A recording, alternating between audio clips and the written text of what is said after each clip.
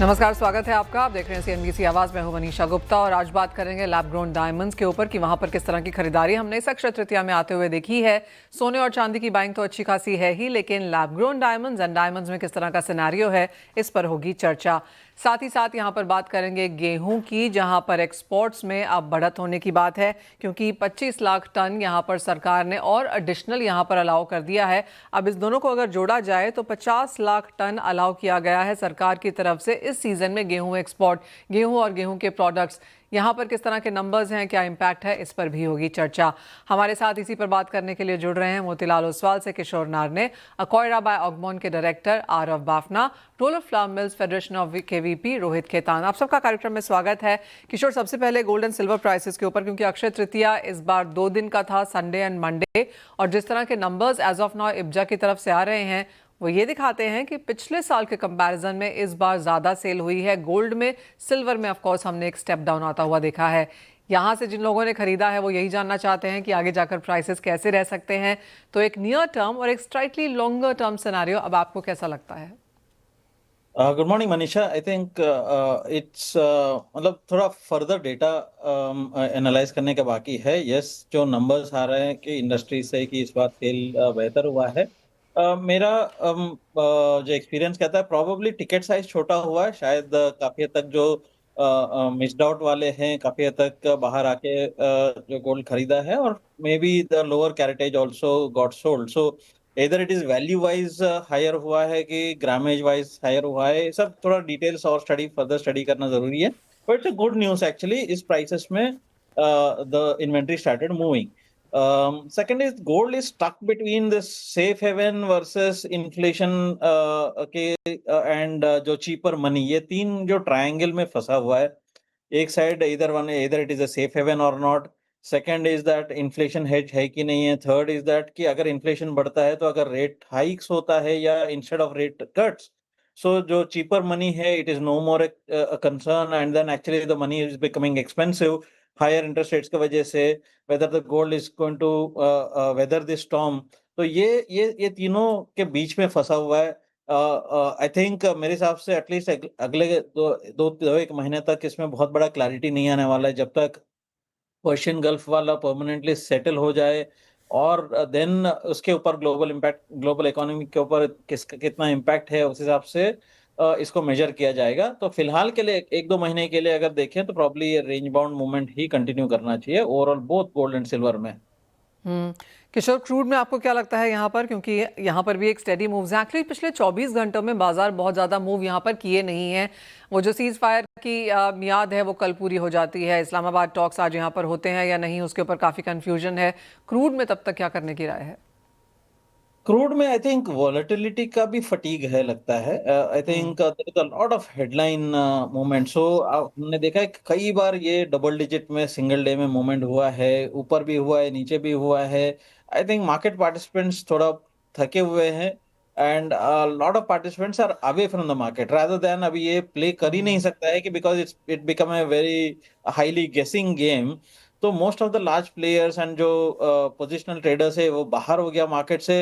जो बाकी जो मार्केट में पार्टिसिपेट कर रहे हैं वो इंट्राडे ट्रेडर्स पार्टिसिपेट कर रहे हैं। सो स्विंग समझ में नहीं आ रहा है। So it's going to be that's why actually market is not reacting. आज इतना बड़ा इवेंट एक्सपेक्ट कर रहा है, उसके बावजूद भी मार्केट रिएक्ट नहीं कर रहे। किसी को समझ में नहीं आ रहा है कि कैसे रिएक्ट करे इसको। So rather than that fatigue is there. So आपको 88 एंड हाफ 89 के आस 85 एंड हाफ के आसपास आपको क्रिटिकल सपोर्ट्स देख सकते हैं ब्रेंड के लिए, एंड हायर में आपको 101 102 एक बड़ा सा रेंज है। अब $10 $12 का रेंज है, एंड वो आम बात हो गया है $10-12 का movement. So it's extremely difficult to जज दिस। जैसा आपने बताया कि बहुत सारे इवेंट्स है जिनके आउटकम किसी को पता नहीं है। शायद जिन लोग टॉक्स में पार्टिसिपेट कर रहे हैं उनको भी ये पता नहीं कि टॉक्स होगा कि नहीं होगा। तो it's extremely difficult to take a view from here. पंटेकन। किशोर, साथ ही साथ मेटल्स में क्या सेंस है, क्योंकि पहले हमने एल्यूमिनियम को भागते हुए देखा, उसके बाद कॉपर में तेजी आई और अब जिंक का पिछले 2-3 सेशंस में यहाँ पर एक बढ़त दिखाता हुआ नजर आया है। I think zinc fundamentally strong है। आई थिंक मैं काफी समय से इसको बैक कर रहा हूँ कि अराउंड 310 320 के आसपास से 360 380 तक जाने का आशंका है इस साल में। तो इससे it's a fundamental story.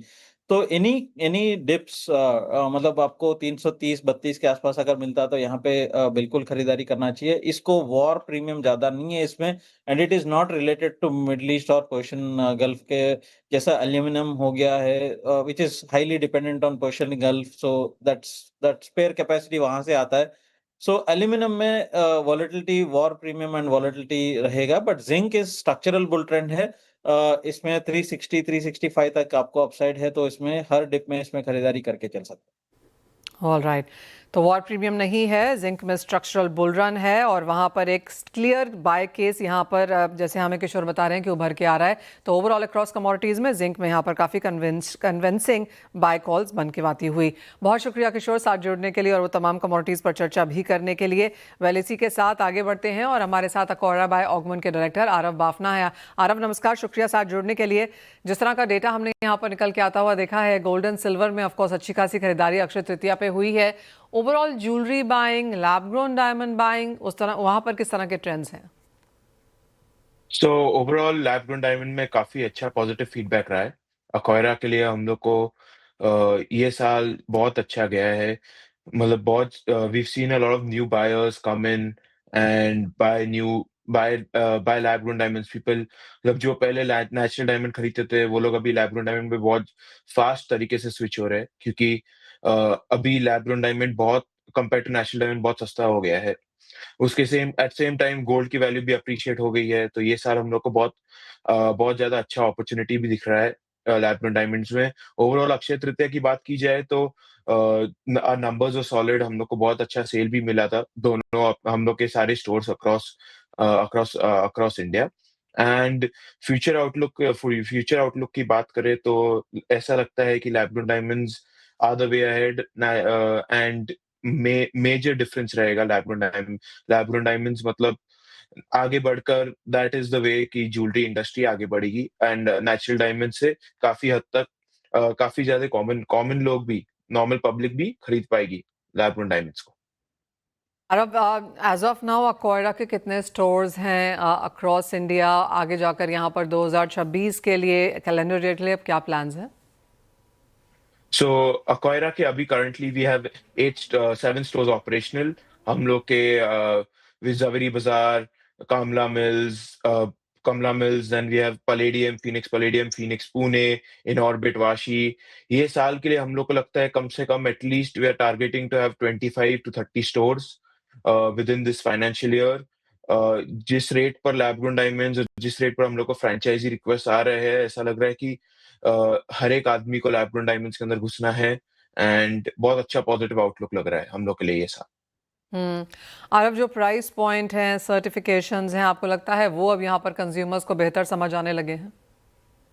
Yes, definitely. So price point अभी एक साल पहले अगर आप मेरे को पूछते थे कि कंज्यूमर्स को इतना ज्यादा नॉलेज है कि नहीं है लैब ग्रोन डायमंड्स के बारे में, वो एक साल से ये साल तक बहुत ज्यादा डिफरेंस आ गया है, mainly through social media and overall ease of access of information. Consumers are completely aware of how consumers are completely aware of how jewelers are basically what lab grown diamonds are, क्या exactly उसकी color clarity है, natural diamond से कैसे compare करते हैं। Certifications भी अभी सब लोग adopt हो गए। IGI is also doing certification, GIA भी certification कर रहा है। And of course, the major other certification companies like SGL and GCal are also doing certification. So it's looking like a good future outlook as well as there as well.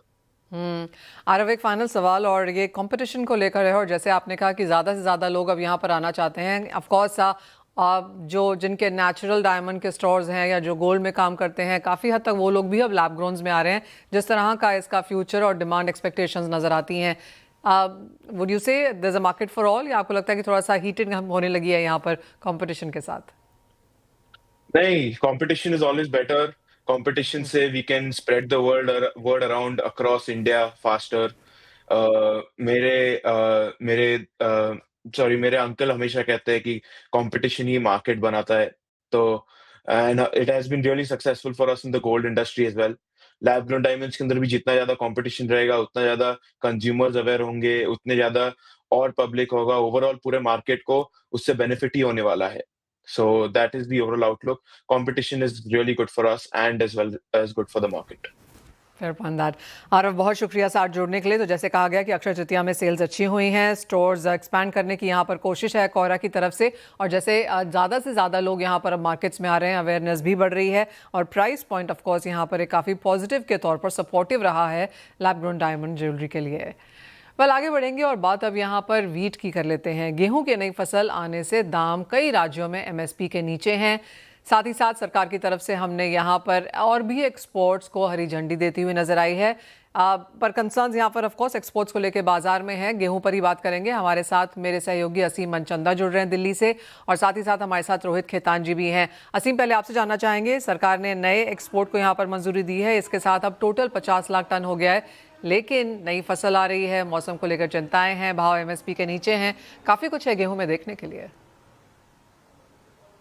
जी सही कहा आपने मनीषा, इस साल गेहूं का रिकॉर्ड उत्पादन 120 lakh ton के आसपास देखने को मिला है, और नई फसल अब बाजार के अंदर आने की शुरुआत भी हो गई है, जिसके चलते जो आसपास की मंडियां हैं वहां पर काफी दाम गिर गए हैं। हरियाणा और पंजाब के किसानों को तो एमएसपी का दाम मिल रहा है। इस साल के सरकार ने करीबन 2585 रुपये का एमएसपी रखा है, लेकिन बाकी अगर मैं राज्यों की बात करूँ, जिसमें गुजरात है, मध्य प्रदेश है, उत्तर प्रदेश है, राजस्थान है, वहाँ के किसानों को एमएसपी का फायदा नहीं मिल रहा है। एमएसपी से करीबन 1 से 2% के नीचे ही गेहूं का दाम इस वक्त चल रहा है। तो सरकार जो रिटेल है, रिटेल में भी पिछले 2 महीने के अंदर 2% की कमी गेहूं की कीमतों में आई है। तो सरकार ये चाहती थी कि गेहूं के एक्सपोर्ट को खोला जाए। 4 साल के बाद सरकार ने गेहूं का एक्सपोर्ट खोला है। पहले सरकार ने 25 लाख टन के आसपास गेहूं को फरवरी में एक्सपोर्ट को मंजूरी दी थी। अब दोबारा से 25 लाख टन गेहूं को सरकार ने मंजूरी दी है। लेकिन अगर मैं डिमांड की बात करूं तो नेपाल और बांग्लादेश से सिर्फ डिमांड देखने को मिल रही है। एक्सपोर्टर्स को उम्मीद थी कि मिडिल ईस्ट के अंदर, वेस्ट एशिया के अंदर वो एक्सपोर्ट कर पाएंगे, लेकिन स्टेट ऑफ हॉर्मुज बंद होने की वजह से वहां पर भी एक्सपोर्ट कर पाना संभव नहीं है। तो अब उनका इंतजार है कि कब ये स्टेट ऑफ हॉर्मुज खुलता है, उसके बाद वहां पर वो एक्सपोर्ट करने की वहां पर बात होगी। तो तब तक हमें ये देखना पड़ेगा, तब तक गेहूं के जो प्राइसेस है वो एमएसपी के नीचे ही रह सकते हैं। Fair point. असीम, बहुत शुक्रिया उस पूरी की पूरी इन्फॉर्मेशन के लिए। तो गेहूं में ऑफ कोर्स काफ़ी कुछ यहाँ पर होता हुआ नजर आ रहा है। रोलर फ्लावर मिल्स फेडरेशन के वीपी रोहित खेताना हमारे साथ हैं। रोहित जी, सबसे पहले तो आपकी सेंस यहाँ पर जो प्राइसेस को लेकर है, नई गेहूं बाजार में आ रही है और गेहूं के भाव एमएसपी के नीचे हैं, उसे कैसे देखते हैं आप? नमस्कार मैडम। इस साल जो हम लोगों ने गेहूं की सीजन शुरू की थी, हम लोगों ने एक बहुत ही ऑप्टिमिस्टिक फिगर से शुरू की थी। सरकारी एस्टिमेट करीब 120 के आसपास के थे, और जो हमारे फेडरेशन की जो सर्वे होती है वो 115 के आसपास की थी। लेकिन जैसा कि विगत हम लोगों ने जस्ट सीजन के शुरू में ही देखा कि अनसीजनल जो रेन्स हुई, उससे सब जगह क्रॉप्स डैमेज हुई हैं, और हम लोग एक्सपेक्ट कर रहे हैं कि कुछ डैमेज के फिगर्स हम लोगों के सामने आने के, लोग हमारे जो एक्सपर्ट्स हैं वो 2-3 दिनों में वो फिगर्स हम लोगों से शेयर कर लेंगे। कीमतों की अगर बात की जाए तो लास्ट 7 डेज में करीब करीब सभी मंडियों में 150 से 200 रुपए की तेजी आई है, और सभी मंडियां अपने एमएसपी के आसपास आके खड़ी हो गई है। तो गेहूं में तो वास्तव में जो सीजन शुरू हुआ था काफी लो प्राइसेस से शुरू हुआ था, जो कि एक चिंता का विषय था भी, लेकिन जल्द ही ये अनसीजनल रेन्स के कारण और कुछ एमएसपी पे बाइंग के कारण भी मार्केट्स में काफी सुधार हुआ है।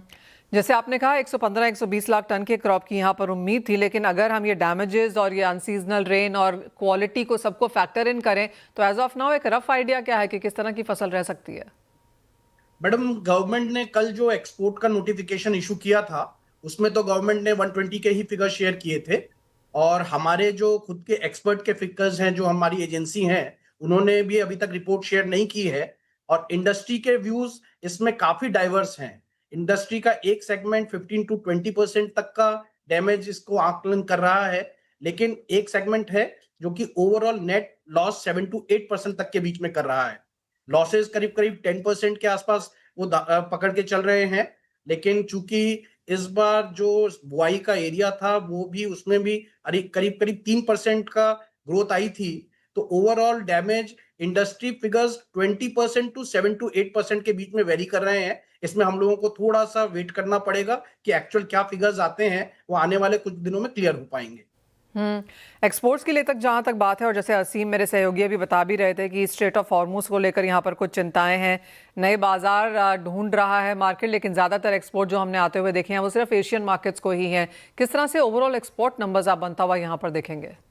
मैडम गेहूं के केस में एक्सपोर्ट बहुत टफ हो सकता है। मैं चूंकि बंगाल से ही हूँ, हमारे जो सबसे नियर के मार्केट्स हैं वो बांग्लादेश और नेपाल ही हैं।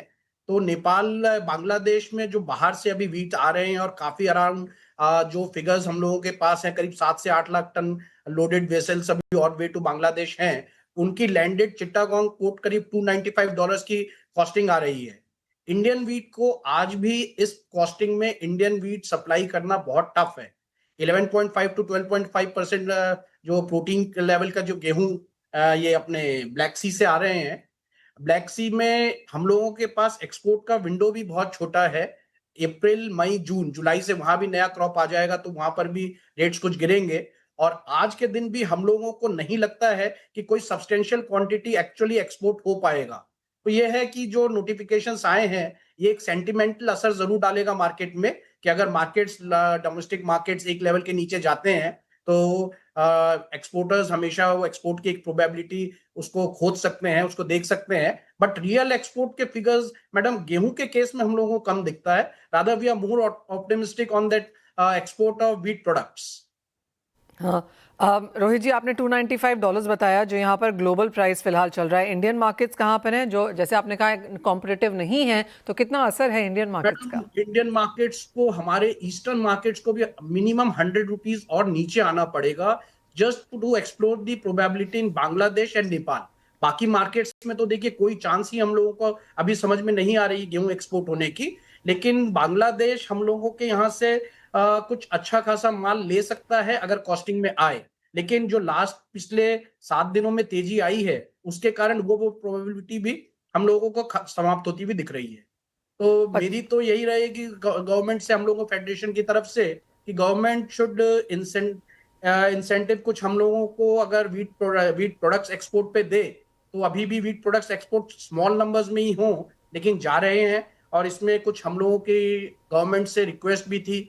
एक तो जैसे उन लोगों ने जो वीट प्रोडक्ट्स पे लाइसेंस इशू किए हैं, that is port based and importer based, हम लोगों की डिमांड थी कि उसको ओपन लाइसेंस कर दें और उसको एक्सपोर्टर बेस्ड लाइसेंस कर दें, कि जिस पोर्ट से और जिस इंपोर्टर की कॉस्टिंग और जहां सबसे अच्छी रेट हम लोगों को रियलाइज हो, हम लोग उस हिसाब से कर पाए।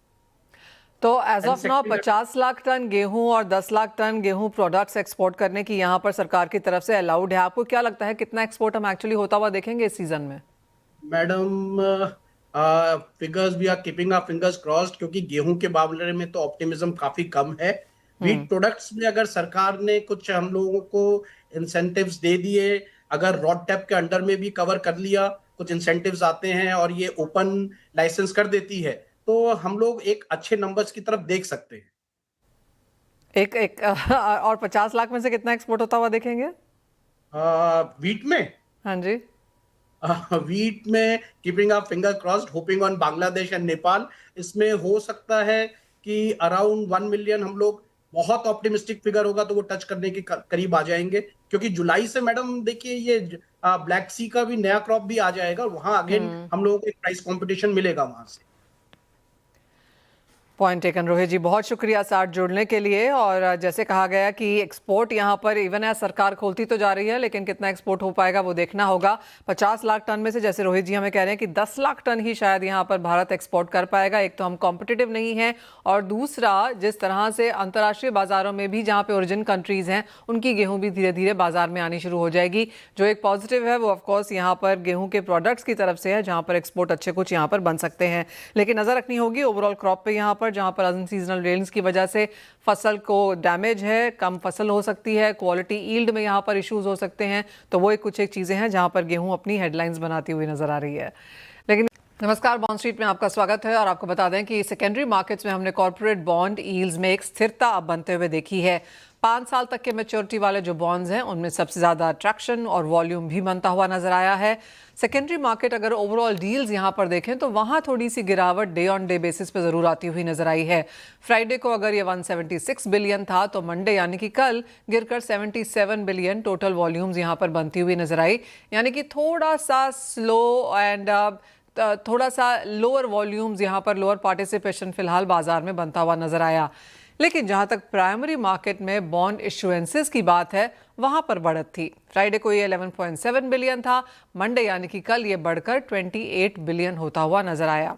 अब आज के अगर प्राइवेट इश्यूएंसेस को देखें तो Valencia and Michelle ventures 50 crore जुटाने की योजना में है। साथ ही साथ 300 करोड़ तक की जुटाने की तैयारी यहां पर HDP फाइनेंशियल की तरफ से भी है। एंड फाइनली कीर्तना विंडसर्व को देखें तो 250 करोड़ जुटाने की उनकी योजना है। उसी हिसाब से ये बॉन्ड इश्यूएंसेस भी बाजार में लेकर आ रहे हैं।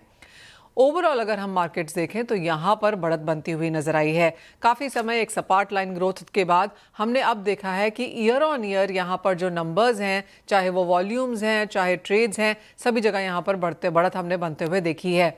अब यहाँ पर अगर FY25 की बात की जाए तो यहाँ पर भी FY25 से 26 में अच्छी खासी ग्रोथ जैसा कि आप देख सकते हैं। और ईयर ऑन ईयर ग्रोथ की अगर बात की जाए तो जो ट्रेड सेटल हैं उसमें 138% की बढ़त देखने को मिली है और जो ओवरऑल अमाउंट है वहाँ पर भी करीबन 29% की तेज़ी के साथ कारोबार होता हुआ नजर आया है। अब वॉल्यूम्स की अगर बात की जाए तो यहाँ पर भी ईयर ऑन ईयर आप देख सकते हैं तेज़ी बनती हुई नजर आई है। FY24 में जहाँ 1.25% की तेज़ी थी ईयर ऑन ईयर बेसिस पे, जहाँ पर हमने 13.7 लाख करोड़ का बिजनेस होता हुआ देखा, वहीं FY25 में 24% की बढ़त के साथ 17 लाख करोड़ का काम होता हुआ नजर आया। और एक स्ट्रॉन्ग जंप यहाँ पर FY26 में भी है, जहाँ पर 29% की तेज़ी के साथ 22 लाख करोड़ का काम यहाँ पर हुआ है। और बाजार को लगता है कि FY27 में जिस तरह की शुरुआत हुई है, ऑफकोर्स थोड़ी सी जिटरी है, लेकिन नंबर्स आगे जाकर बढ़ सकते हैं गिवन द फैक्ट कि रेगुलेटर की तरफ से और कॉर्पोरेट्स की तरफ से हमने काफ़ी स्ट्रॉन्ग आउटरीच यहाँ पर आते हुए देखी है। CNBC Awaaz and India Bonds present Bond Street.